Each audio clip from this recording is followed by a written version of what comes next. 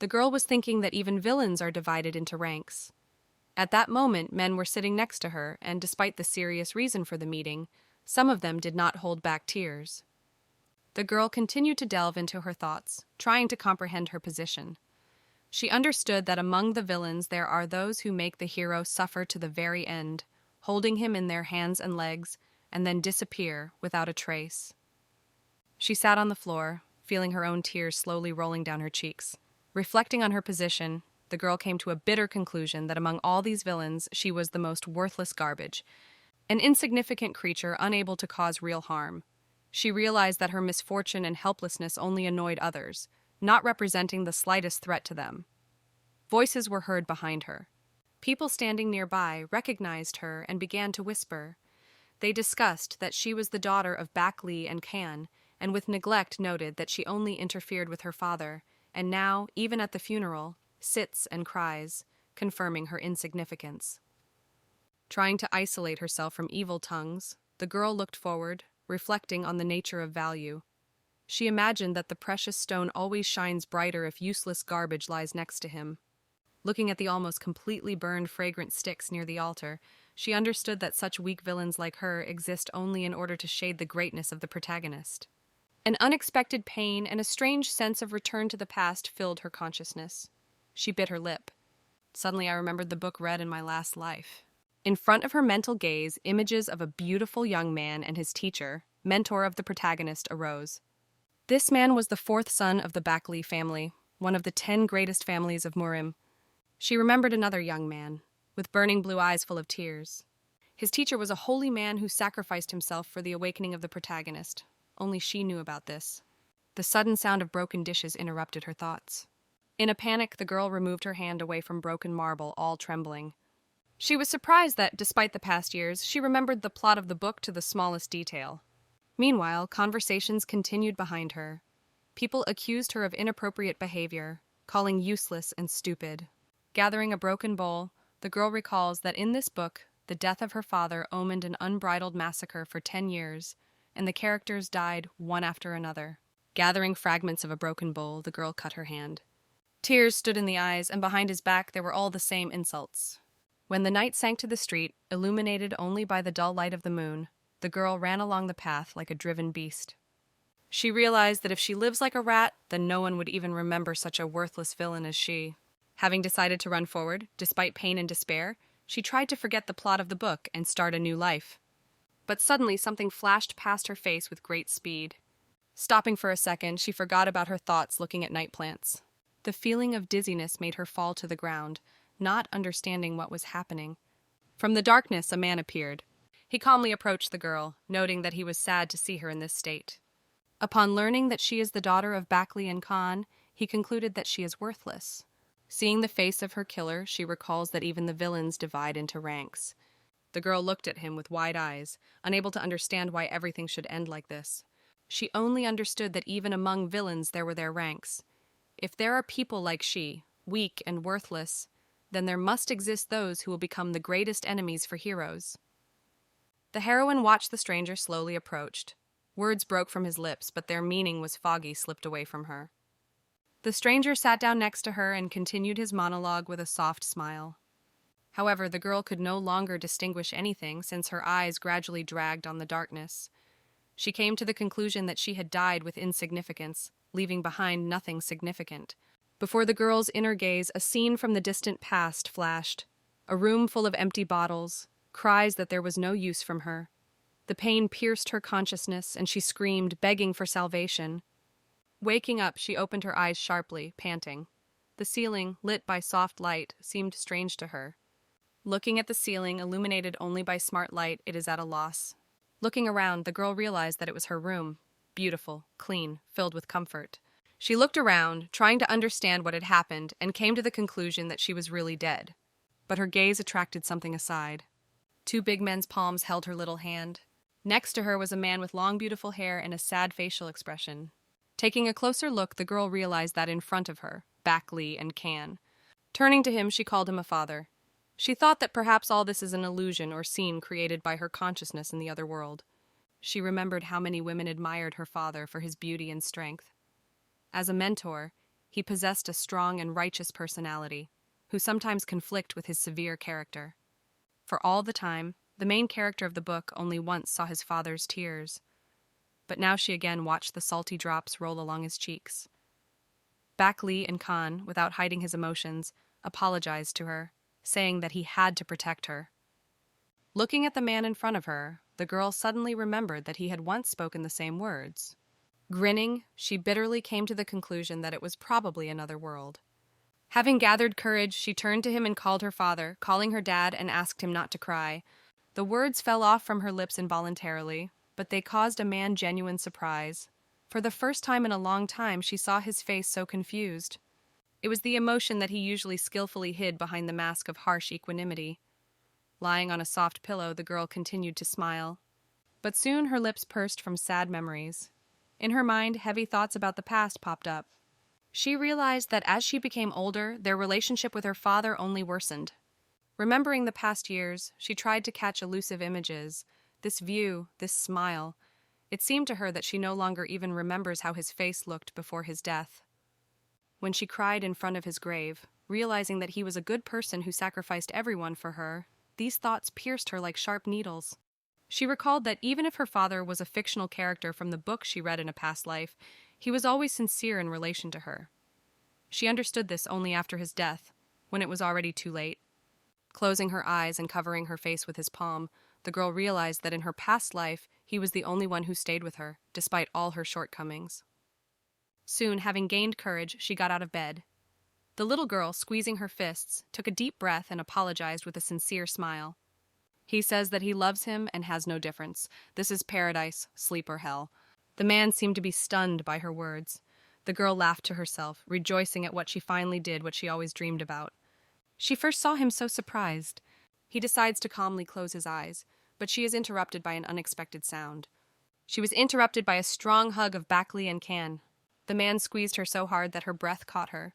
She was all blushed with surprise. He understands that he feels the same aroma as in her memory and immediately hears words from a man. He said that he suspected that she was offended by him, but this is not at all so. While the little girl is in his arms, he apologizes that he did not know that she had a soul, and this was all because of his stupidity. He repeated his apologies several times, continuing to hug her as if he was afraid to lose again. The girl, still surprised and bewildered, realized that it was too realistic for sleeping. Could this be real? Can she really be loved this time? In her mind, the images of 3 other men flickered, who in the future will decide that she, Yeon, should walk only along the flower trail. A little elegant girl stands and is surprised to listen to them. When morning came, a little girl sat on the edge of the bed, looking thoughtfully down. She still did not fully understand what was happening, not believing in the reality of what was happening. After a terrible sleep, it was difficult for her to realize that she really woke up. The girl continued to look at one point when she suddenly heard someone's voices. Someone turned to her. Then there was a piercing scream, and Young immediately raised her head. In front of her stood the maid of her father, a young girl with an irritated expression on her face. She screamed at the girl, forcing her to recall that she brought water for washing. Young nods and confirms that she does not need her help. The maid looked at her with irritation. She slammed the door with a deafening sound and left. The girl sitting on the bed was still trying to recover when voices were heard behind the door again. Someone asked what kind of noise in the morning. The maid replies that she called the girl several times, but she just silently sits on the bed, so she considers her stupid or mentally ill. Yeong heard all these conversations, sitting in her room. Suddenly, the words about some kind of decoction, from which, according to the maid, there was no sense, attracted her attention. Looking around the room, the girl noticed that she was large, but completely not decorated, dilapidated, and lifeless. She realized that she returned back to the past, to the worst state when her body was broken, and energy did not give in to control. Clutching her hand to her chest, the girl felt the pain. She realized that by some miracle she remained alive, although the point where internal energy was collected was destroyed. The pain did not let her go, and this reminder of her impotence tormented the soul. She returned at a time when for the first time she became a cripple. In one of the 10 greatest families, Bak Lee, the head of the Pai-hyok clan, had 3 wives and 4 children. Among them was the youngest son from his 3rd wife, a genius of a sword, born once every 100 years. He was unusually beautiful, flexible, but honest, and did not suffer injustice.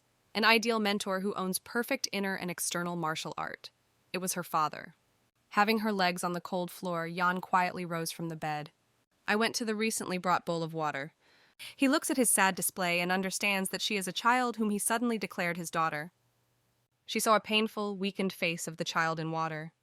She was proclaimed the daughter of Bakli and Khan, and this was infuriated by the whole house. Suddenly, the unmarried son of the head of the family appeared, besides, a bastard without a mother. The elder of the family laid great hopes for his son, and therefore his perseverance seemed insurmountable. An unnecessary girl was accepted into this great family, and then she thought that perhaps even her father does not love her. Pulling his hands into the cool water of the basin, Yang felt her skin tingling slightly, but the pain gradually left. Washing, she felt cold water awakens her thoughts and refreshes the mind. The mood rose a little, because not everything is lost yet. She remembered her beautiful and kind father, and the fact that more than 10 years remained before his death. Her breasts cringed with anxiety, but also determination caught fire in her. Having changed into simple but clean clothes, Yang resolutely headed for the street. The cool morning air overwhelmed it and gave strength. Slowly approaching the residence of Bakli and Khan, she stood for a long time in front of high doors, reflecting on her further steps. After he decides that this time she wants to save him. Sternly stomping his foot, Yang went inside the building. Her bare feet touched the cold red floor. She walked around the spacious room, feeling her confidence melting with every step. After a few moments, she sat down right on the floor and helplessly covered her face with her hands, because she did not know what to do. For several minutes she sat so, clinging to her knees, until she felt the heartbeat calmed down a little. She remembered her awakening and decided that perhaps her morning began badly. Having gained courage, she opened the heavy door and stepped inside the room. Bakli and Khan stood at tall shelves, holding a scroll and manuscripts in his hands. Hearing the creak of the door, he looked up, and his eyebrows rose in surprise when he noticed the girl. The girl, standing in the doorway, felt her courage instantly evaporated, leaving her in an awkward position. She just stood for a few seconds, stomping in place, then muttered something under her breath and suddenly decided. Squeezing into a lump with shame, Jan suddenly ran to her father, desperately trying to hide her embarrassment, but immediately stumbled on some object lying on the floor. Not having time to react, she collapsed forward, waiting for a collision with a cold floor. Closing her eyes, she sat intensely waiting for a blow. But he never came.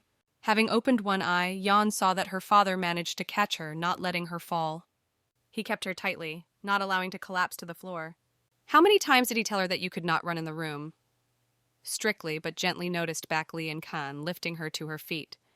Having muttered an apology, a girl turns away to hide her embarrassment. Trying to take a breath, Young looked up at her father. She noticed dark bags under his eyes. In his gaze, fatigue and anxiety were read. Then he recalls that she stumbled about something and tries to find this thing. The girl looks at the mess around. Scattered scrolls, bamboo letters, notebooks, and empty plates lay on the floor. He did not sleep and did not stop working, obviously trying to find the medicine to cure it. The surprised Bakli and Khan are interested in whether everything is in order and whether she has something again. The man froze, hearing how the girl calls him affectionate dad, as if it were unusual for him. Eong opened her hands wide and held out to her father, wanting to hug him. Bakli and Kang froze, not understanding what she wants. He looked at her bewildered, his gaze darted between her face and open palms. And after that, the girl wonders if he wants to hug her. Father blushes again and looks excitingly at his daughter. Feeling how her legs come off the floor, Young was surprised to realize that her father raised her in his arms. He embarrassedly approached and carefully hugged, as if afraid to hurt. His strong hands wrapped around her fragile shoulders, and it seemed that all her fears and anxiety melted along with this embrace. And yet she was a little embarrassed. The situation was uncomfortable, and the man himself clearly did not have the habit of hugging children. But Young did not blame him. She perfectly remembered her past life, where no one ever hugged her, even her own father. After that, Bakli and Can began to fall asleep her with questions about, being looking anxiously at her. If something is sick or the temperature rises, she must definitely tell him. After these words, the girl gratefully looked at him. Continuing to be in his arms, she said that if she would say that. Yoon's face was darkened at the mere mention of the decoction. She remembered how she was lying in bed under supervision, endlessly drank medicine. I turned to the doctor and drank the medicine again. I took food, and again drank bitter decoctions. Sweet sleep was replaced by painful treatment and again medicines. It seems that she has already tried all the rare healing funds that only existed in this world. Some time passed. She began to wake up slowly, sleepy, opening his eyes and looking around the room. Having wiped her eyes, Young realized that she had sprouted. He notices a man next to him and is surprised, then turned to him and asks where her father is. But he only clings and does not understand what the third young master is doing. Before Young managed to stop him, he abruptly left the room and slammed the door behind him loudly. The girl stayed on the bed looking at the door in bewilderment. As soon as the girl went outside, a beautiful landscape opened in front of her eyes. The bright sun was reflected in a clean pond, the buildings looked well, groomed and shone under the light of the day. Inhaled the fresh air deeply, Young noticed how quiet the yard is now. She remembered that the house with her father was in the western part of the estate, in the farthest corner. But initially, the residence of his father was in another place. When he brought her into the house, his grandfather drove him out, not wanting to see. The girl walked around the yard, noting that there were no servants, but she heard a strange noise from the side. Someone convened all people to gather in one company, and everyone was interested in what was the matter. Hiding around the corner, Young looked out with curiosity to see what was happening. The servants crowded around the speaker, their faces were excited. She heard that the reception would be arranged tonight. The hostess said to remain one half-roomer in the residence and the other to go to the main temple. Young's heart sank. She realized that her grandfather had returned. Her grandfather, the head of the Backley family, was an outstanding person. He alone raised the small family of Backley in one of the 10 greatest clans. They said that he could train for a whole year without stopping, and then barely resting, again traveling. It was rarely possible to see it at home. She remembered that her grandfather was in one of these trips when it was found that her body could not use energy. The realization that he returned today caused her anxiety. Without losing a second, she turned and ran. It is necessary to find a father, otherwise what she is most afraid of. She ran as fast as she could. Her breath became harder. The painful body could not withstand such a load, and soon she was forced to stop, leaning against the wall of one of the buildings. Turning her head, Young noticed how a crowd of servants gathered nearby and talked about something lively. Her legs trembled, and her heart was beating so much that it seemed that he was about to jump out of her chest. She just did not have the strength. Where should they come from? She frantically tried to take her breath. But now is not the time for complaints. If she cannot run, she must at least go. Despite the fact that she was a villain in a novel in a past life, she had no choice but to become her. And now everything was approaching the very moment again. However, now Young was not a naive 6-year-old child. With difficulty straightening up, the girl took the first step forward, firmly intending to reach the end. Having reached her grandfather's house, she stopped and looked around. The residence looked luxurious. The splendor and beauty of the buildings shimmered in the rays of the sun. Her attention was attracted by the guard, standing nearby. Seeing in front of him a little breathless girl, he asked in anxiously if she was in order. Young hastily assured him that everything was in order with her, but did not manage to finish it because of the attack of cough. This caused even more anxiety in the guard. He tried to find out what brought her here. At that moment, a loud scream rang out of the house, cutting off all the conversations of the guard and girls, forcing them to jump on the spot. Someone scolded someone's voices, reproaching him for only upset his grandfather, and still has not recovered. The guard said that the third young master is there, and he emphasized that now, not the best time to meet, while the girl squeezed her dress. She understood that access to the room was allowed only to those whom grandfather personally recognized. It could only be direct descendants who held important positions, or those who were officially accepted into the family. For her, of course, access was closed, but this did not stop her. She had a goal. Thoughts were interrupted by someone's scream from the side. The emerging woman is Backley and Ran, her father's half-sister. When the woman came closer, the guard bowed and greeted, and she asked why the child was here. Covering her face with a fan, and Ran looked with contempt at the girl. The woman suspected that her brother brought the child here, and irritatedly found out the reason for her presence.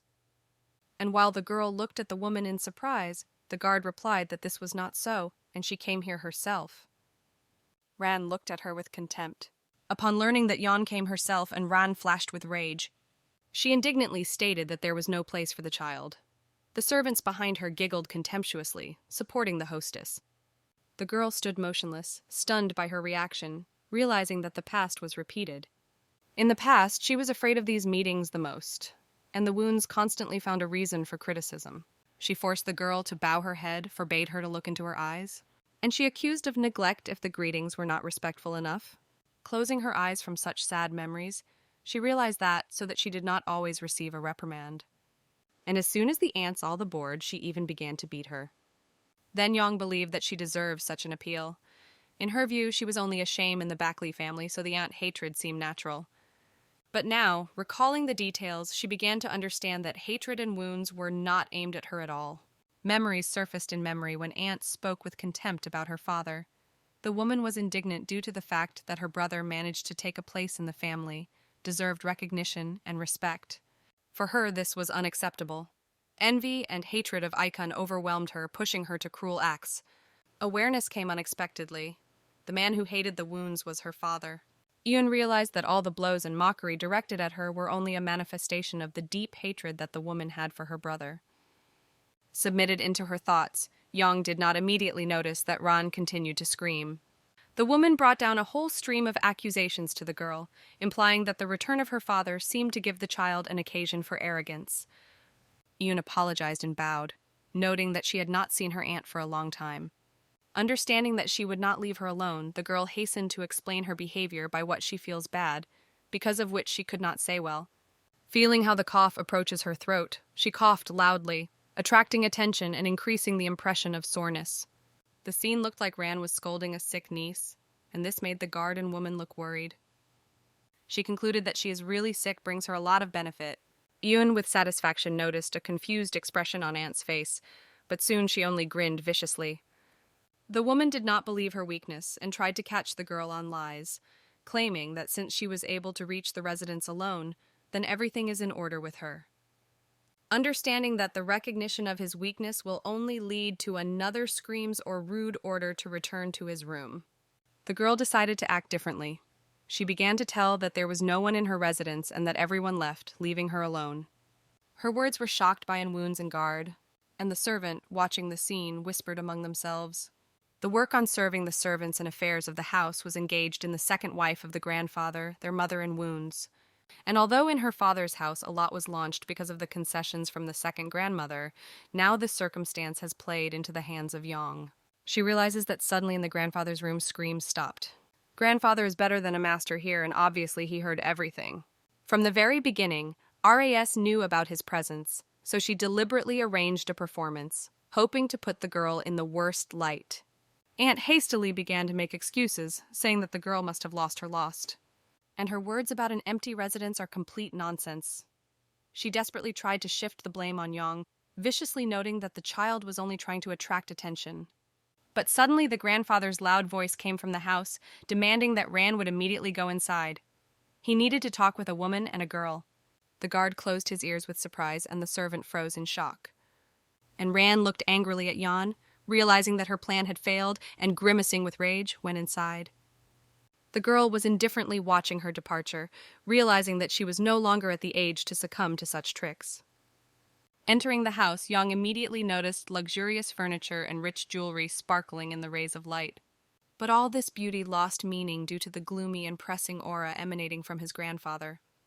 He resembled a huge mountain, whose gaze could suppress only by the presence. Frightened, Yong looked down, feeling the severity of his presence. She realized that this is the power of a person who was able to kill with only one glance. Unable to resist the crushing feeling of fear, she again looked at her grandfather, trying to understand what was happening.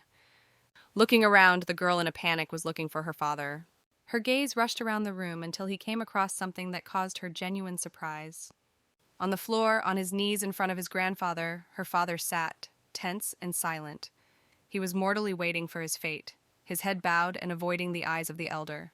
However, feeling her presence, the man turned in surprise in her direction. Yong's eyes filled with experiences. She desperately wanted to approach her father, but stopped herself. She understood that the situation was much worse than she expected, and any careless movement could only worsen her position. Suddenly, grandfather switched his attention to Woons. He demanded an explanation with anger why she was here, and his voice was given a heavy echo throughout the hall.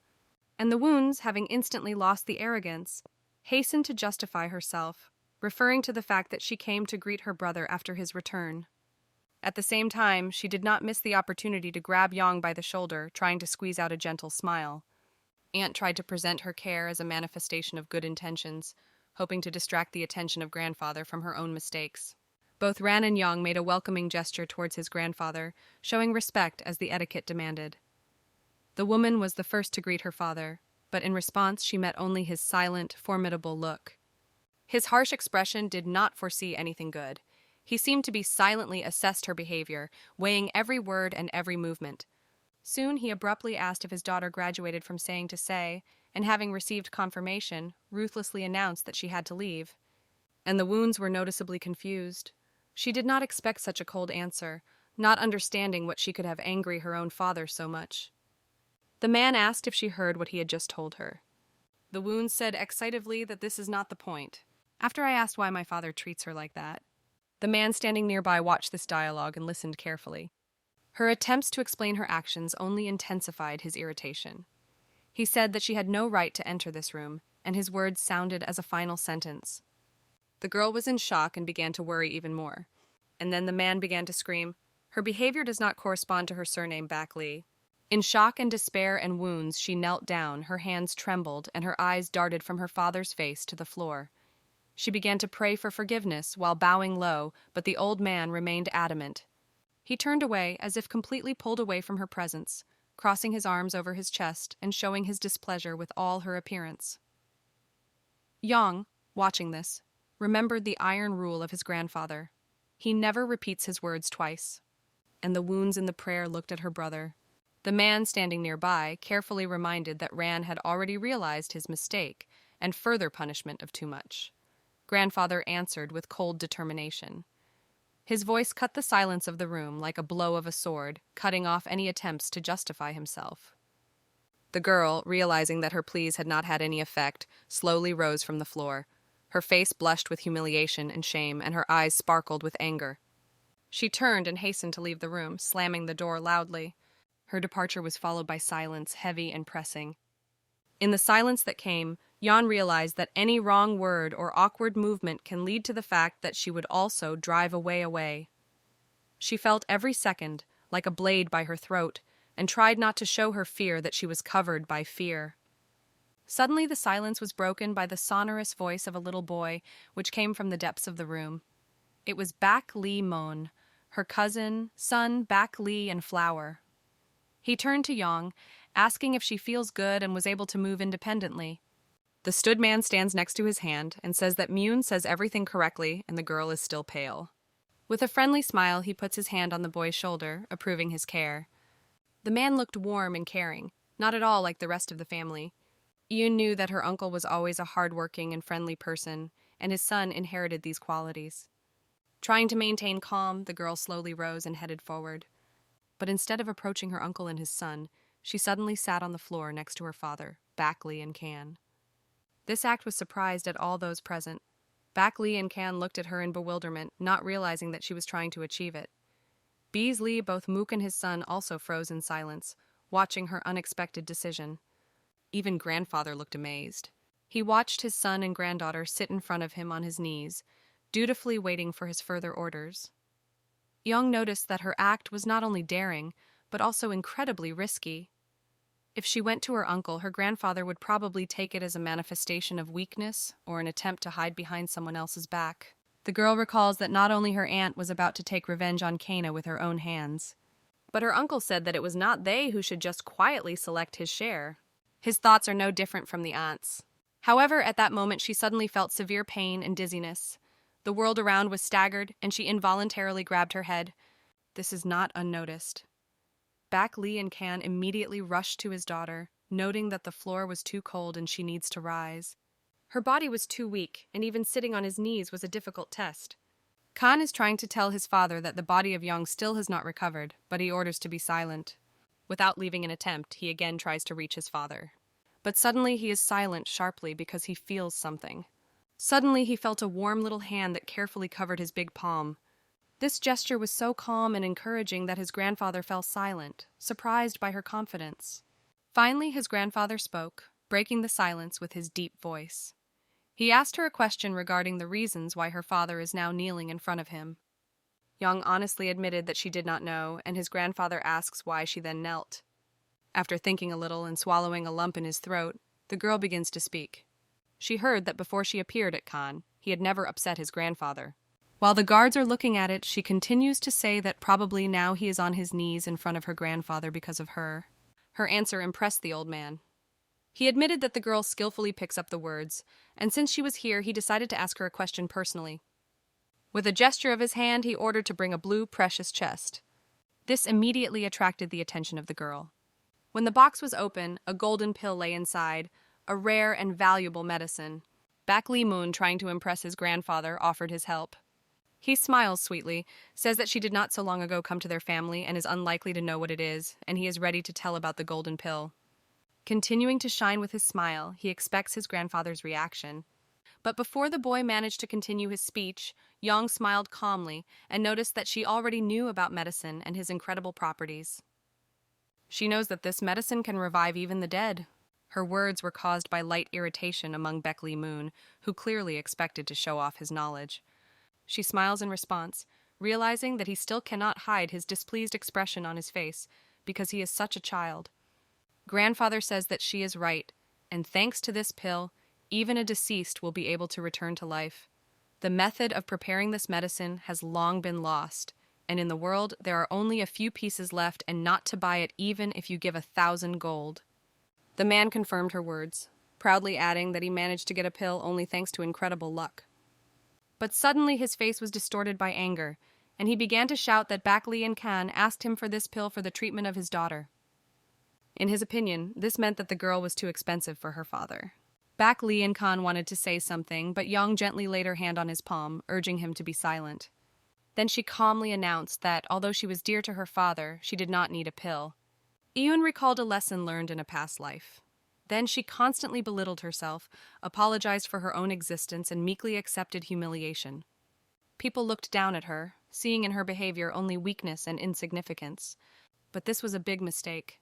If she herself set herself below everyone, then her father, Bak Li, and Khan involuntarily found himself in their eyes below.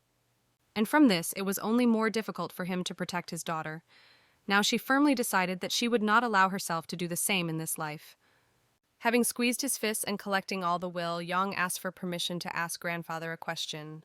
He did not think for long before allowing her to speak. The girl slowly but surely asked if the sacred golden pill could really heal her. Her question plunged all those present in amazement. Someone muttered that he had never heard of such an application because it was about a sacred relic, a golden pill capable of reviving even the dead. But one thing is to return to life, and it is completely different to restore the destroyed body. Bak Li and Khan still sat, bowing his head silently and not raising his eyes. Ewan sometimes glanced at him and noticed that their thoughts were exactly the same. The value of the sacred golden pill was not an exaggeration, but the difference between the resurrection and treatment of the damaged body was huge. The girl realized that any medicine should be used as intended. Now she did not suffer from mortal illness, at least externally. But her memories spoke the opposite. In a past life, her father also managed to get a gold pill. However, contrary to his expectations, she could not completely recover. Yes, a certain positive effect nevertheless manifested itself. All internal damage that arose due to excess energy was healed. But the most important thing, the destroyed nucleus, did not restore. The girl smiles, telling her father that everything is in order with her, and she is happy that she can sit next to him like that. She remembered disappointment and pain when she was called frail garbage, which became simply healthy garbage. Now, sitting on the cold floor, she barely restrained herself from the attack of cough, feeling this sudden impulse rising to his throat. She understood that if she was coughed now, she would only concern her father even more. She could only endure. One of the servants noticed her restrained behavior and noted that the girl showed much more respect and endurance than he expected. The rest of those present nodded in agreement. Grandfather turned to Bak Li and Khan, asking what he was thinking about the words of his daughter. All this time, Yang did not let go of her father's hands. Her little palm held him tenaciously. She looked at him carefully, feeling that his answer would be decisive. The man closed his eyes, pondering the situation. And finally he turned to his daughter, giving her a soft smile. Yang stared at him in surprise, not expecting such a warm response. Bak Li and Khan turned to his father and firmly said that his opinion remained unchanged. If at least the slightest hope exists, he cannot afford to give up. His voice sounded confident, leaving no room for doubt. The words of his father shocked Jan. She did not understand what he was doing and what it would lead to. She looked anxiously at her grandfather, waiting for an outbreak of anger. After all, her father, contrary to reason and circumstances, continued to insist on his own. Really, their relationship will deteriorate even more. Waiting for a scream, she closes his eyes. However, instead of a violent scream, the old man only rubbed his temple tiredly and ran his hand through his gray hair. Yang froze, amazed at such a calm reaction. The fact that grandfather was not angry seemed to be incredible. Feeling relief, the girl looked at her father with pity and at the same time joy, rejoicing that everything worked out. She mentally thanked the gods for the fact that her grandfather did not lose her temper. Back Lee and Can rose to his feet, extending his daughter's hand. She happily laid her little palms in his big male hands, feeling warm and reliability. But at that moment, a bright spark suddenly flashed before her eyes. Everything around was spinning, as if in a whirlpool. Father instantly noticed that something was wrong with her. The last thing Yang saw before losing consciousness was her father's frightened face. He shouted something, but his words reached her from afar, turning into an incomprehensible hum. At first, she was laid her ears, and all the sounds became deaf, as if passed through the water column. Then she looked at her palms and saw blood at them. Her lips were stained with blood, and she did not understand what was happening. Did she really begin to spit blood only because she was sitting on the cold floor? It flashed through her mind before the world plunged into darkness. The last thing she felt before losing consciousness was the idea that what was happening seemed to her completely incomprehensible. It is not known how much time has passed. She lay unconscious, immersed in a deep, muddy fog. In this strange memories came to her. She saw their first meeting with her father. Then she was only a dirty, lonely vagabond, wandering through the streets in search of food.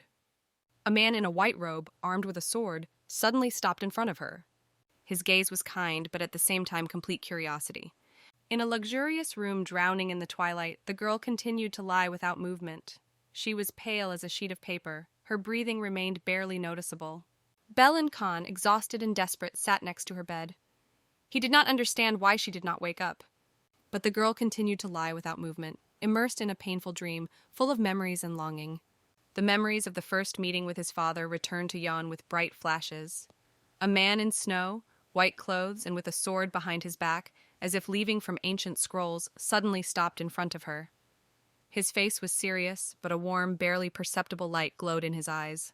When he held out her hand and said that he had come to pick her up because she was his daughter, Yang did not believe. How could such a magnificent person show interest in such a bastard as she? At first she was scared when he grabbed her hand.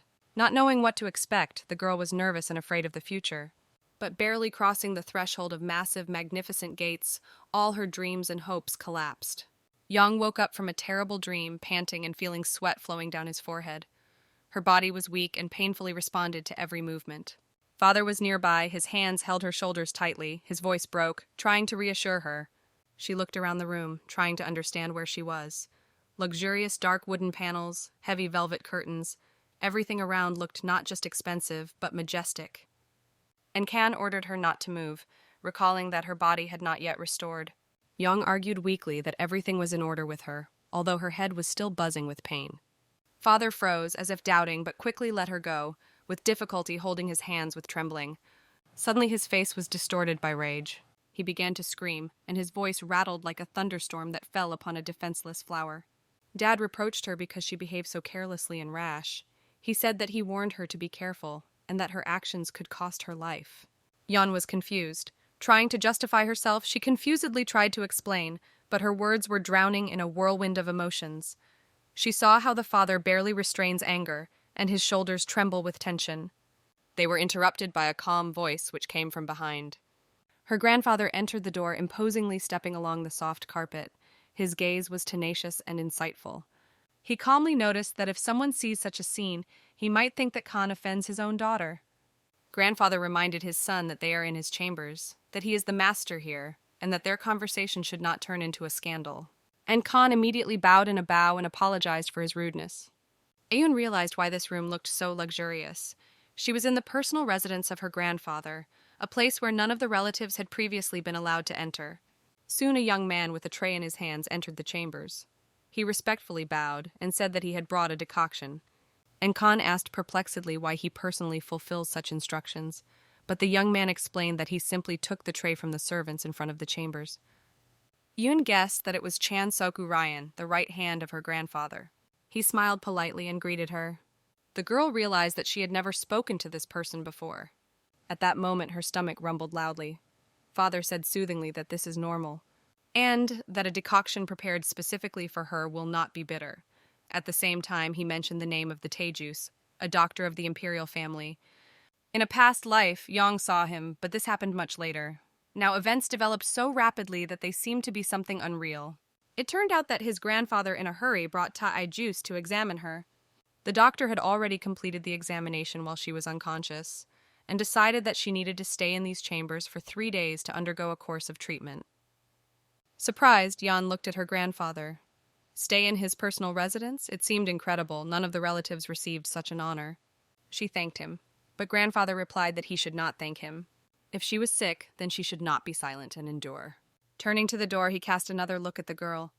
She sat on his bed with a cup of decoction in her hands, looking at him in surprise. Saying goodbye, grandfather said that in the Back family, children could not die so early. When he left, her father relaxed markedly. Yoon finally finished the decoction and put the bowl on the table. Father quietly said that despite his words, grandfather really cares about her. He added that he would stay with her in the chambers to personally look after her condition. This fact delighted the girl. Her face was lit up by a happy smile. Yes, she lost consciousness, but everything that happened seemed a good sign. Perhaps the relationship between her father and grandfather will be able to become better. And Khan called her. His voice sounded carefully and restrained. He was silent for a long time, looking down. After finally he asked why she hid the truth. The girl was confused, not understanding what he was talking about. She hid a lot, but his father continued to sit in front of her. His face seemed tired. Finally he said that she suffered from the cruelty of the servants. The memories stirred up. Yes, both grandfather and father listened to the conversation about the servants. She replied that when her dad was nearby, everything is always in order. But Bakley Icon objected, recalling that the servants despise her. She lost consciousness precisely when they were nearby, and if she was alone, anything could happen. Yoon drew attention to his reddened eyes. He got up and stated that this could not continue. He is going to immediately report everything to her grandmother. It shocked the girl. She tried to stop her father, but he confidently said that his mother should know the truth. After all, if rumors about this come out, then this will hit her good name. The girl believes that for her grandmother, her father was like a linger in the eye, and decides to stop attempts to stop him. At that moment, Yang realized that his father knew that he was hated. But despite this, he continued to do as he considered correct. Therefore, she decides to tell him everything straight and says that all this is useless. Dad does not understand what she has in mind and asks her about it, but she only looks at him sadly. And he asks, will the problem solve if the grandmother scolds the servants? Outside the door, grandfather and the attending physician silently listened to every conversation of their conversation. And Kan tried to calm his daughter, assuring her that it was worth only grandmother to punish the servants, how everything would change. But Yang remained unshakable. She knew that even the most stringent punishments would not change the true feelings of those who despise her since childhood. The servants who served in their house looked at her with undisguised contempt. Their views, like sharp daggers, wounded her again and again. She understood. Until her grandfather recognizes her for real, nothing will change. Without his recognition and protection, the servants will always consider her stranger. She saw this in their gestures, in barely hidden ridicule, in neglect, which was manifested in each of their action. And Khan was silent, trying to comprehend the words of his daughter. He looked at her as if for the first time he really saw her.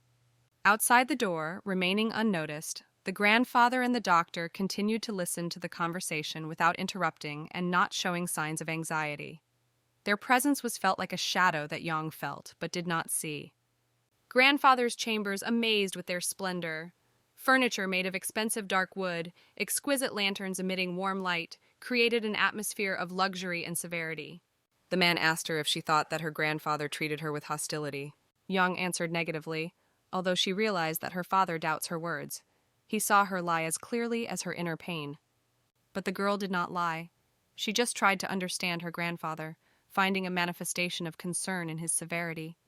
Perhaps his stiffness was a kind of manifestation of love for her father. These thoughts surprised both of them. Yong said that even if grandfather ceases to be angry with her existence, this would not solve all the problems. She understood that the world in which they live did not have a system of confirmation of paternity. Anyone could bring the child home claiming that this was his descendant, and no one would doubt it. Her words sounded so unexpectedly that the doctor standing outside the door barely resisted laughter, perceiving the girl's reasoning as a funny courier. Grandfather, hearing this, gloomily cast a warning look at the doctor, demanding silence and respect. This thought seemed strange and frightening. She talked about things that should not have worried a 6-year-old girl. Can a child think about such things at 6 years old? He suddenly fell silent, stunned by what he heard. But Yong seemed to not notice his surprise. Instead, she moved closer to him, hugged him tightly with her whole small body, as if trying to pass through the warmth of her feelings through the touch. She was looking for comfort in this embrace, but at the same time she wanted to show that she was ready to support him. After all, if grandfather actually took care of her father, did this not mean that they had a chance to get closer? After all, his severity could only be a way to show his affection. She remembered the day of her funeral from the past life. Even when she stood on the altar, her grandfather was there. He tried not to give out emotions, but his eyes were poured with blood. It was enough to understand something.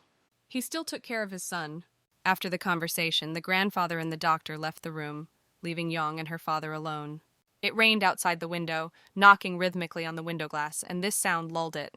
She fell asleep, but her dream was alarming. A sudden gust of wind opened the window, and the raindrops filled the floor, leaving wet puddles. Eun felt weak, but endured, not wanting to disturb others. The servant's grandfather's residence behaved differently. Even if she did not say anything, everything was prepared in advance. Here she did not have to ask or remind of something. Everything was done unquestioningly and quickly. But suddenly, her peace was broken by loud cries behind the door. Someone moaned, complaining about unbearable pain. The voices sounded with such despair that she rang in her ears. 2 maids passed along the corridor, arguing among themselves. One of them shouted that punishment is just absurd. The little girl, whom she despised, suddenly dared to appear in the central hall. It seemed unthinkable. Another woman replied that she had heard about how one of the maids was beaten 20 times with a stick, and she still could not get out of bed. The punishment of her partner was much softer. However, the injured maid screamed that she was no easier from this. She did not understand why the other was released to rest, while she had to continue work, overcoming pain. The servants passed by her room, not noticing that the girl heard their whole conversation. For a moment, the long-awaited silence reigned in the room. Yoon allowed herself to relax and lowered her head on the pillow. But the peace was short-lived. Before she had time to enjoy the lull, her personal maid burst into the room. The woman always fussed and screamed so loudly that even the strongest dream could not resist her voice. Dangim, without any respect, pushed her leg on the bed and demanded to look at her foot. She loudly complained about pain, swollen ankles, and the injustice with which she was punished. And she screamed at her due to the fact that she went to the central hall, and because of this she was beaten. But Young did not react in any way. She knew that Danji was lazy and ill-educated. The punishment received was fair, but the maid did not want to admit this. From such words, a woman blushes and does not understand what happened before the girl calmly suffered all the humiliation. Soon, her complaints turned into accusations. She claimed that Father Yong would be disappointed to learn about such indifference to the suffering of others. The girl rubbed his whiskey tiredly, feeling the pain pierces her head. All she wanted was a little peace. But Danji did not let up. At some point, the maid leaned closer and, almost hissing with rage, said that the girl was too small and unlawed to command someone. With her words, something like gloating flashed, as if she was happy about her superiority. But Yong remained indifferent. She looked at a woman with such calmness that for a moment a voice disappeared. The silence was broken by someone else's voice, which came from the door. The girl standing nearby with reverence reported that Kun Guan arrived. The excitement in the air became almost tangible. Now there were many luxurious objects in the room, which attracted the eyes with their sophistication and wealth. On the shelves there were expensive books with carved covers, sparkling mirrors in elegant frames, and exquisite vases with precious ointments and cosmetics flaunted on the table. Nearby lay jewelry, overflowing in the sun with all the colors, and a wooden barrel filled with some valuable liquid. All this shone, creating an atmosphere of luxury and greatness. And Khan, holding his daughter in her arms, was frankly struck by the number of gifts brought. The room, recently empty and lonely, has now filled with wealth, which he did not even dream of. Before him stood a handsome man with noble facial features, Kun Guan, managing the finances of the Baekje Li family. He revealed with reverence that the head of the family handed over all these gifts specifically for Madame Yang. Outside the door, the servants began to whisper, excitedly discussing what they saw. They said that the head of the family usually sends such gifts only to the closest family members after their long travels. This gesture was a kind of symbol of recognition and respect. Little Yang quickly realized that, despite their exile, his grandfather nevertheless recognized them as part of the family. She remembered his words that although they are far away, they remain direct descendants, and therefore servants are obliged to serve them properly. Her father still looked around with excitement, luxurious gifts. In his gaze, surprise and anxiety were read. He listened carefully to young Guan, who picked up one of the brought objects, the skirt of the ermine. The manager explained that this is a particularly valuable fur from which it is best to make a warm and soft scarf. Trying not to show confusion, Ikan thanked for mercy, but added bitterness that could not accept such expensive gifts. He believed that Yang was still too small to receive such values. These words seemed strange and even ridiculous to the girl. How can one abandon such generous gifts? Kun Guan only calmly noticed that it was not worth worrying about such things. He said that he still divided all the gifts between family members and the lady should receive them in the same way as other children. His cunning smile hinted that he had something else. Then he opened a small box and demonstrated its contents, medicinal herbs. It is difficult to find them in therapeutic shops, even if you pay a lot of money. Tells about plants, a 50-year, old Highlander and ginseng. These medicinal herbs helping to restore energy. Only then Khan finally agreed to accept at least this part of the gifts, admitting that Kun Guan always understood him well. The manager in turn, with a slight grin, noticed that he remembered the canal with a child. However, the conversation did not end there. Kun Guan, as if remembering something important, reached for the sleeve of his expensive robe. I took out another box from there, blue, decorated with gold patterns. Her shine immediately attracted the attention of Yan, but her thoughts were interrupted by the words of the manager. He explained that inside there is a sacred gold pill sent personally by the head of the family, and the girl should dispose of this as she herself pleases. Yoon is very surprised that the head of the family gave her a pill. She suspected that her grandfather could thus check her loyalty or behavior. In addition, she noticed that her father, although he looked a little bewildered, expected that she would take a pill right now. However, her thoughts were suddenly interrupted by an unexpected noise. Outside, sharp voices came. Someone persistently tried to enter her room. It was Danjim, a maid, known for her rudeness and insatiable curiosity. Her voice sounded irritated, and it seemed that anger was in every word. Next to her, another girl tried to stop her, but only snorted dainty, demanding to miss her. She was interested in all those wealth that now belonged to Yan. Then it leaves while another maid looks in surprise at a little girl. The minister, without any hesitation, expressed her desire to see the gifts brought, almost demanding access to them. Her disrespect and impudence became obvious when she without hesitation turned to the mistress, wanting to examine everything that was possible. Yoon knew this maid very well, a woman with a bad reputation, prone to small thefts and the spread of gossip. And she whispered to her most of all that her father hates her. Danjim repeatedly stole the gifts that the dad gave, and then dissolved rumors that the girl did not like them, and she simply throws them away. This caused the girl a strong feeling of distrust and irritation. The minister, rummaging in a chest among many valuable things, suddenly stumbled upon a suspension, which stood out against the background of the rest of the jewelry. It was more refined and expensive, and its surface glistened brightly in the rays of the sun, creating the impression of a true jewel. The maid's eyes lit up with an excitement. The cheeks were puzzled with anticipation. Barely holding the delight, she exclaimed that this suspension was real beauty. Encouraged, the minister sharply turned to Yong and with an almost impudent smile asked to give her a jewelry. She only silently watches her actions. Her argument sounded peremptorily. After all, the mistress had too many expensive things. Can she not sacrifice at least one pendant? Moreover, she, a maid, was beaten because of the girl, and it would be fair to get comfort in the form of such a wonderful gift. Watching the maid, Yan only thought silently. Her perseverance and greed were not just obvious, they became annoying. The girl perfectly understood that even if she returned time back, Dainji would still remain the same, envious and greedy. Trying not to show her dissatisfaction, Yoon asked her to wait a bit. but these words were perceived by the servant in a completely different way. She took the request as consent, not even wanting to try to listen to her mistress to the end. As if not noticing the refusal, the maid joyfully announced to others that the suspension now belongs to her. Such self-confident behavior caused considerable surprise and even indignation.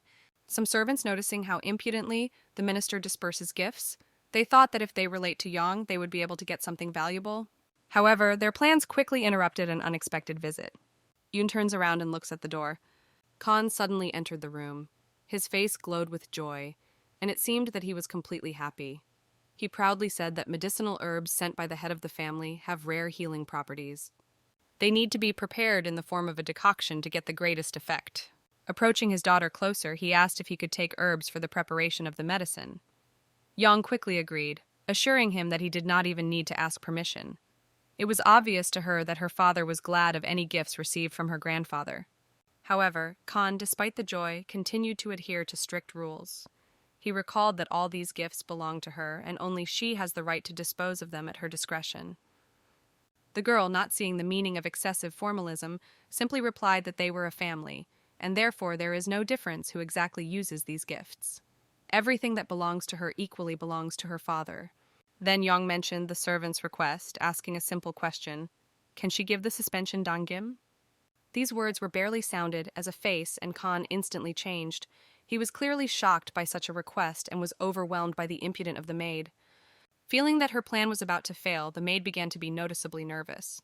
The realization that her arrogance was noticed caused her anxiety. However, Yang confidently explained to her father that the maid claimed completely different. From such words, her father was in shock. The minister quickly tried to justify herself, denying her own words and saying that she never mentioned the beatings. The girl began to say that, according to her, she was beaten precisely because of the girl, and now she wants to get a pendant as a comfort. In addition, the maid complained about pain from wounds and wanted to leave as soon as possible. Realizing that her lies have been revealed, Danji, forgetting about all caution, began to scream at the girl. But her screams suddenly broke off when an ominous, pressing aura hung in the room, and Kang instantly reacted. He stood in front of his daughter, covering her with his body like a shield, and ordered Dangi to lower his tone. His gaze was full of rage and contempt. He clearly made it clear that regardless of the fact that Hyun is still a child, she remains mistress, and the maid is obliged to show respect and devotion. It was unacceptable to raise a voice to his mistress. The maid instantly realized her mistake and, desperately trying to earn forgiveness, collapsed on her knees. Her voice trembled, and the words of apology were breaking off her lips with a prayer for condescension. She begged for forgiveness, recognizing her misconduct, but the man remained unshakable. His gaze was cold and strict, as if sewn with ice, and it seemed that nothing could soften his righteous anger. Dangi continued to stand on her knees, dropping her head and trembling with fear. The eyebrows in Khan frowned with every second more and more, and a swollen vein appeared on the temple, a clear sign that it was extremely irritated. The girl's hands were trembling, breathing became intermittent, and tears that were dripping on a cold floor appeared on the cheeks. Pressing silence only exacerbated her suffering. His anger seemed almost tangible. Clutching his fist to pain, he took a deep breath. He exhaled slowly, trying to curb his emotions. Only after a long and severe silence did he pronounce the verdict. The maid was obliged to stand on the knees before sunset and reflect on her behavior, realizing her guilt and insolence. As an additional punishment, her partner had to observe the performance of the punishment in order to make sure that she would not dare to rise ahead of schedule. Having ordered, and Khan, without turning around, lifted his daughter in his arms and left the room. His steps were quick and decisive, and his eyes were still full of anger and disappointment. The door slammed behind him, leaving the rest in the room with a fettered fear. Returning to his residence, and Khan still remained excited. Eun, sitting opposite him, watched as his father nervously pacing around the room, as if not finding a place. His thoughts seemed to randomly darted from corner to corner with his steps. At some point he stopped abruptly and asked if the maid always allowed himself such behavior. However, soon he seemed to decided to leave this unpleasant topic and tried to be distracted, assuring his daughter that he should not think about it anymore. Then he went to her, putting his heavy but warm hands on her small, fragile shoulders.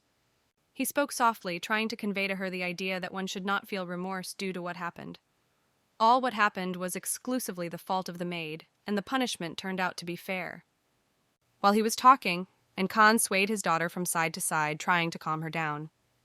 He then added that such behavior from servants should no longer be repeated.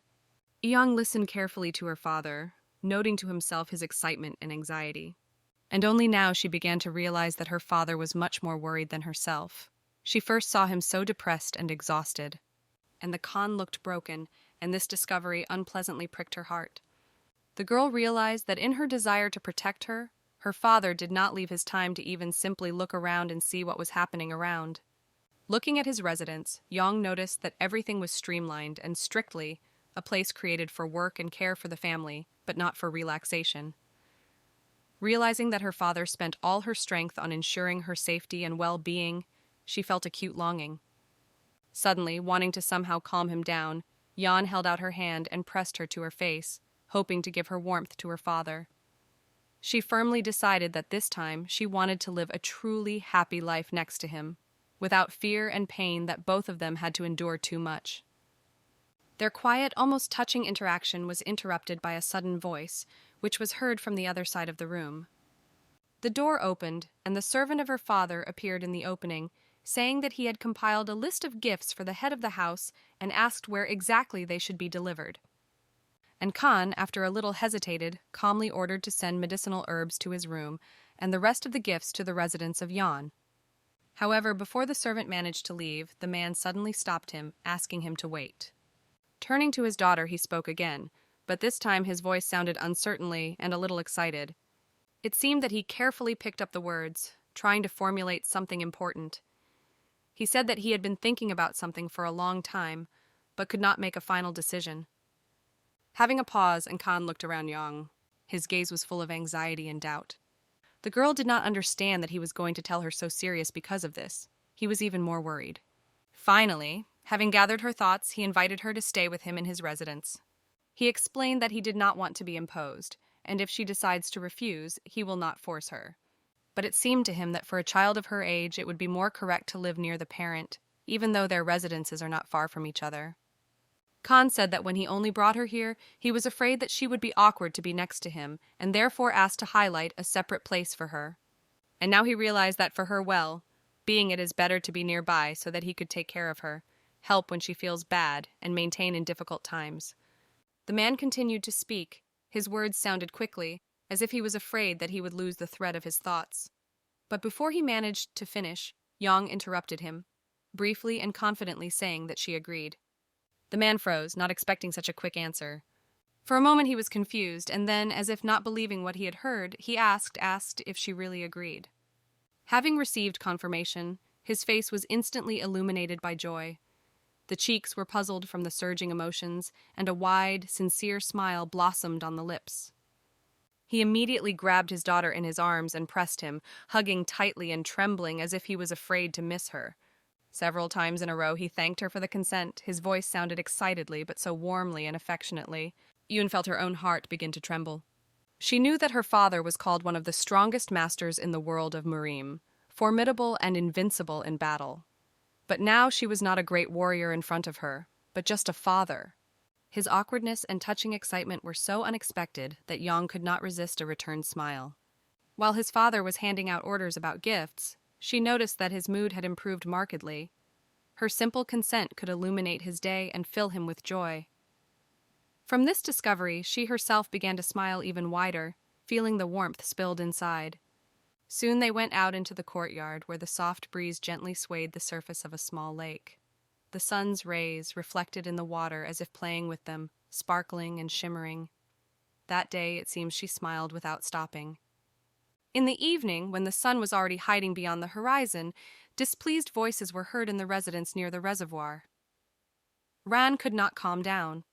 The news of the repeated punishment of the maid helped her. Everything that was happening seemed to her unfair and unacceptable. She believed that a man's actions throw a shadow on her mother's reputation, the mistress of the house, who for many years skillfully maintained order and respect. Rumors went everywhere, and Iran was sure that if not to intervene now, her whole family would be in the center of gossip and ridicule. The mistress of the house, on the contrary, remained cold and calm. Her calm seemed almost frightening. Unlike her daughter, the mistress of the house did not see a serious threat in the actions of Bakli Khan. He only put the maid on his knees to make her realize his mistake. In her eyes, it was a simple and understandable educational method. She did not understand why to raise a noise because of such a trifle. Moreover, an attempt to create a scandal could only bring ridicule on her family and question her authority. However, the words of Iran about the gift that Yang went to forced the woman to think. The ermine fur, handed over to the grandfather, really ended up with the girl. This said a lot. The manifestation of the interest of the head of the family in the child could change the balance of power in the house. If everything remains as it is, Bakli and Khan over time could well become the head of the family, especially if Yan continues to receive attention and gifts from the older generation. The decision was made quickly, although it seemed spontaneous. She demanded that she bring Pio and AK, children and wounds. She perfectly understood that her position and influence depend on who is near her. While her children are under her supervision, she will be able to maintain authority and not give in to her power to anyone else. Clutching a cup in her hands, the woman looked thoughtfully at her dark surface. If the children return to her house, then her husband will be forced to pay attention to the family and forget about a girl who did not even have the opportunity to study martial arts. The transparent water of the pond flickered under the sun's rays like a liquid glass. Golden fish with beautiful color and bright spots swam at the surface, sometimes playing with each other, sometimes lazily gliding between the algae. Yang threw them food, watching how they quickly select every baby. She quietly reminded the fish that they needed to eat more, pronouncing words with soft care. After moving to the residence of her father, the girl's life became surprisingly calm and comfortable. Under constant guardianship in Can, she felt safe. In the past, she did not have to dream of such a thing. Yun hugged him. He asked if she was cold, frowning slightly. Having received a negative answer, the man was even more surprised when the girl explained that she just wanted to hug him. His face froze for a moment and confusion flashed in his eyes. Observing the reaction of her father, Yang smiled only wider. She was amused that such a powerful person, whom many were afraid, was embarrassed by a simple childhood manifestation of attachment. Previously, she, perhaps, would be frightened of a similar expression on her face. But now I understood that this is how Kang reacts to awkwardness. Suddenly, the loud cries that are heard from the side of the training ground broke calm. An unfamiliar voice shouted something about the abilities of the BK Lee family, demanding a call, and Kan immediately realized that the sounds came from the training area. Yoon also recognized this voice. On the site surrounded by young students were two boys. They waved with wooden swords, challenging those present. These were Bakli Pyo and AK, her cousins, twins. Their appearance here seemed strange and unexpected. She knew that they were supposed to remain in her father's house. However, now they stood in the middle of the training site, shouting offensive words and calling everyone to fights. Their origin was special.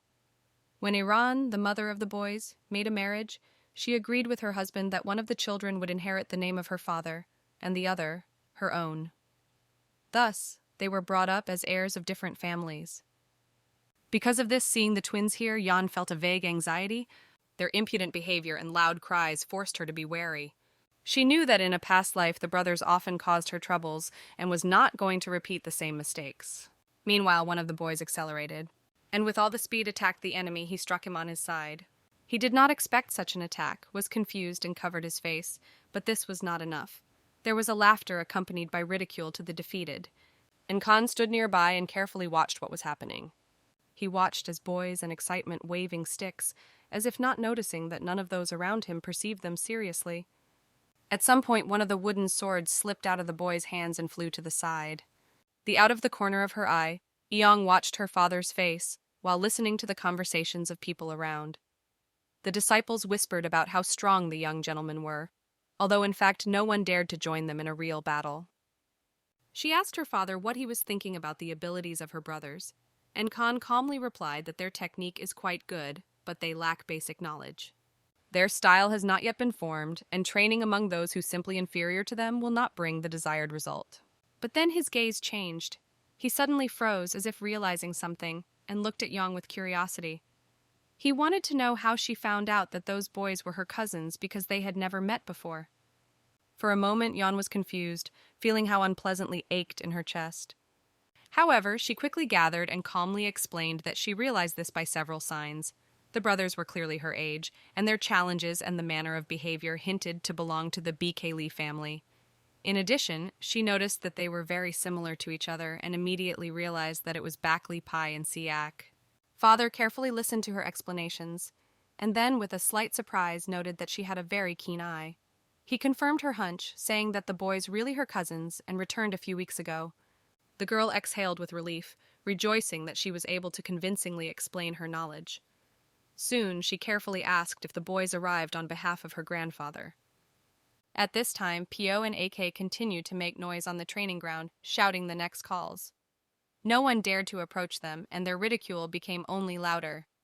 Eong watched the brothers with tension. The memories of a past life reminded her of how hard it was to communicate with them. Their defiant behavior and constant attempts to hurt it caused only irritation. She firmly decided not to interfere with what was happening and stay away from them. From that day, the walks of Yong have become much less common. She preferred to stay in the house, trying to avoid meetings with cousins. Having closed in her small world, the girl increasingly occupied herself with needlework, sitting by the window with embroidery in her hands, wanting to show her efforts to show her efforts. Yan extended a piece of fabric with an embroidered pattern. With a slight smile, she explained that she was practiced in embroidery because she was bored. And Kan carefully looked at the fabric, noting the accuracy of her work.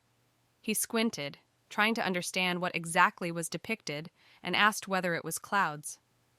The girl shook her head and replied that she embroidered the flowers of a pear. After her words, an awkward silence came. Father nodded thoughtfully, trying to find a new topic for conversation. To dispel tension, he suggested learning how to write. He thought about who could become her teacher. Different candidates flashed in his head, but not one of them seemed suitable to him. Then Khan suddenly realized the obvious. And he decided that he would teach his daughter himself. This thought seemed so natural to him that he was almost surprised, as he had not thought of that before. The man asked her how well she already knows how to write. The girl hesitated, not knowing what to answer. She vaguely remembered that she taught hieroglyphs in the past, but now she could barely recall even the simplest of them. Having embarrassedly lowering her eyes, Yang admitted that she only took letters lessons a couple of times. However, her recognition was not at all upset by Khan. He smiled softly and assured that everything was in order. The father said that he would teach her from the very beginning and gently stroked her head, saying that they had a lot of time. With these words, he took out several types of brushes, ink, and sheets of papyrus from his chambers. Having put the girl at the table, he patiently explained that at first she should try to write the words that she remembers. At first, the letter was given to her hard. The brush seemed uncomfortable and naughty. The lines turned out to be crooked and uneven. But Khan did not rush her. He only watched, trying to restrain his smile so as not to offend her diligence. Eong tried her best to withdraw the hieroglyphs as accurately as possible. But despite all the efforts, her hand trembled, and the lines looked lubricated and clumsy. Looking at the spoiled sheets, the girl mentally allowed her father to laugh at her clumsy attempts. However, Dad did not laugh. His gaze remained kind and attentive. She again looked at the clean sheet in front of her, trying to figure out what to write further. Suddenly a thought flashed in her head, and she took up the brush with a new determination. The ink was slowly absorbed into the papyrus, leaving on it clear, dark lines. Yang carefully brought the hieroglyphs.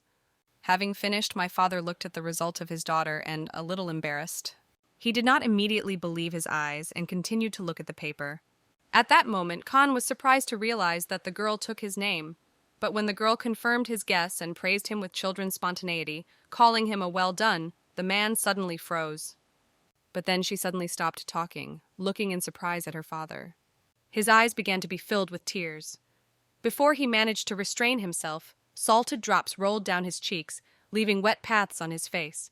And Khan stood in a stupor, clearly amazed at what happened. He still could not believe that his name, which she knew so shortly, was imprinted in her memory so tightly. The girl looked at her father in dismay, not expecting such a violent reaction. She had never seen him crying before. Trying to console him, she carefully laid her little palm on his head and began to stroke gently. A warm sincerity sounded in her voice when she said that he should not cry. The girl promised that henceforth would often write many good words to please him and cheer up. These words finally touched Khan. The tears on his cheeks dried, giving way to a wide smile, full of warmth and gratitude. He gently hugged Jan, giving her his warmth and protection. But soon, noting that the girl was standing on a chair, he frowned and said that this could not be done because it was too dangerous. Carefully raising her in his arms, he lowered her to the floor, explaining that he should not risk. The girl thought, trying to understand whether this is a manifestation of excessive care or ordinary parental concern. Suddenly, the silence was broken by the voice raised from the side of the door. A servant girl entered the room and bowed respectfully. She said that the head of the family invites Khan to a joint dinner in his residence and urgently asks to bring Miss Young with her. When the maid began to list other family members, her voice suddenly froze. Confusion flickered in her gaze, and she hastily tried to choose the right words. She froze, noticing the red eyes and Khan and an awkward atmosphere in the room. Realizing that she was noticed, the girl began to apologize and confusedly asked for forgiveness, thinking that she had prevented something important. She could not believe that the man really cried. The whole scene was watched by Yan, thinking about how her thoughts are similar to the thoughts of the maid. And then I thought, why was she also invited? They later went to dinner. Grandfather's residence, as always, was furnished with an exquisite taste. The sky by this time had already stained in the pink tint of sunset, and the clouds seemed soared in the rays of the outgoing sun. At the dinner table, wounds with their sons gathered, and Yan herself with her father. Everyone sat in its place, and soon the room was filled with heavy silence. The girl felt her awkwardness hung in the air, responding with a deaf echo in her chest. Suddenly, the attending physician approached them and respectfully turned to and Khan, asking him to devote a little time to him. He wanted to talk with him in private and invited him to step aside. And the wounds, watching what was happening, squeezed her lips and frowned. Her gaze expressed a clear irritation. The man got up from the table, and noticing his sister's reaction, he nodded briefly to the doctor. But before leaving, Young laid his hand on his shoulder, gently said that she should stay in place and behave calmly. If something happens, she should immediately inform him. Smiling, the girl nodded to say that everything would be in order. I joyfully waved goodbye to him, waiting for his soon return. However, her gesture did not go unnoticed. A pair of wary eyes flashed from behind her. Her cousins, Pio and AK, quietly approached. So far, no one paid attention to them. Their voices were full of barely hiding arrogance when they came closer and spoke. They immediately touched on a sore subject with a mockery asking about her ability to train. They confidently stated that they heard that because of the damaged nucleus, Yang was not able to engage in martial arts. The girl was silent, listening carefully to their words. She understood that this meeting was inevitable. Nevertheless, her first words with the brothers after a long parting were the same as in a past life filled with mockery and neglect. When she asked them how they found out about her condition, one of the boys quickly replied that his mother told about this. However, his brother immediately hit him in irritation on his back, asking with displeasure, why should they know this at all? The brothers continued to set on her, claiming that if the rumors were true, then she was just useless garbage. Their words broke her soul, recalling the past, about the pain and humiliation that she experienced. Yoon suddenly broke into a naive smile and calmly said that she would tell her father about everything. Her voice sounded soft, but confidence was hidden in words that the brothers did not expect to hear. Suddenly the boys jerked, their faces froze in fright. There was a sharp sound, a blow of the fan on the arm, and the wounds, their mother, got up from the table and shouted angrily that the girl did not dare to be appropriate. Her words were rude and thorny, full of contempt. After all, from her, and so it blows that she grew up a tramp on the street. The girl, on the contrary, retained equanimity, looking at the aunt with childhood innocence, but in her gaze, hidden determination was read. He says that his father told everything to report to him, and her aunt is asking her, really? She believes that a woman will leave her alone if she does this. Does she think that her father will stay at home for a long time? But the girl replies that he will ask about this while he is here. The atmosphere was heated, the tension grew with every second, and the wounds did not restrain her emotions. Her rage manifested itself in every gesture, in trembling lips, in her voice full of poison. Suddenly her brother, Bak Lee-man, accompanied by her son, entered the room. As in a click, the expression on the face of Iran changed. She instantly straightened up, her voice became softer, and the smile pulled on her lips. But the brother did not share her ostentatious friendliness. His strict gaze stopped at Yang, and he asked a dumb question. What is happening here? The girl thought that he would be angry as soon as she came to dinner. But Bak Lee-moon did not have time to continue his notation. His son, standing nearby, suddenly intervened, trying to soften the situation, saying that there is no need to be so strict because she is still a child. He went to Yang and, smiling, noticed that they had not seen each other from that day. He asked how she was doing, and having heard a positive answer, nodded with satisfaction. But after that, he turns and looks at someone behind him. He says that this will be their first meeting, even if they live in one yard, but still have never greeted. He gestured to him a little girl with clear eyes, who all this time was hiding behind him. It was back Lily. She looked out from her brother, shyly sorting out the hem of the dress. Back Lee Moon laughed, trying to cheer her up, but Lily remained indecisive and did not dare to come closer. Suddenly, one of the twins broke off and ran towards Lily, apparently deciding to have fun and withdraw her from behind his brother. An open fun and enthusiasm flickered on their face. Young watched this scene and her gaze was clouded. Before my eyes appeared a happy, united family, where everyone spoke freely, laughed and rejoiced at each other. Next to them, she felt a stranger. Regardless of how much time she spent in this house and how much she tried to please others, loneliness and hostility still burdened her. She sat alone, waiting for her father to return, as if he were the only one who could really protect her in this cold, hostile world.